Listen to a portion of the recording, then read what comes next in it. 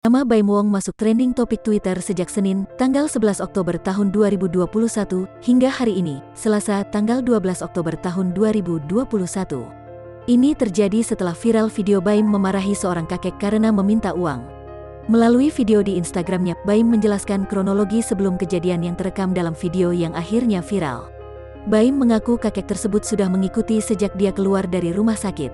Tidak itu saja, kakek tersebut memepet motor Baim, di mana saat itu Baim sedang naik motor bersama Kiano, dan bagi Baim hal itu membahayakan putranya.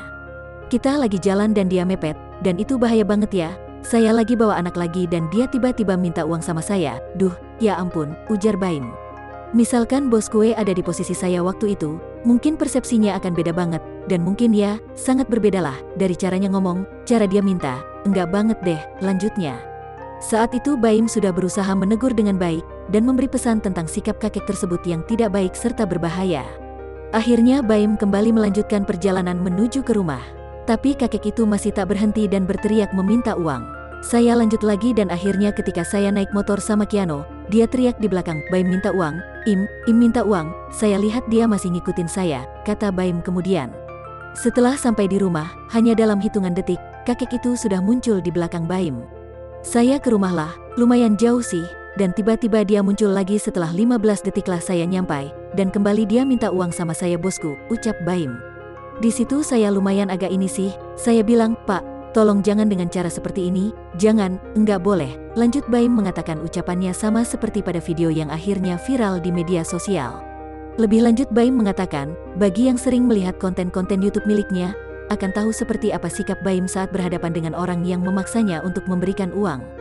Bagi Baim, menolong orang memang hal yang dia suka, tapi tidak dengan cara memanfaatkan kelemahan. Oleh karena itu, Baim akan menegur dengan cara memberikan uang kepada orang lain yang tidak ada kaitannya dengan orang yang meminta kepadanya. Hal ini dia terapkan juga kepada kakek tersebut, berharap kakek itu sadar, meminta uang dengan cara seperti itu tidak akan menghasilkan apa-apa.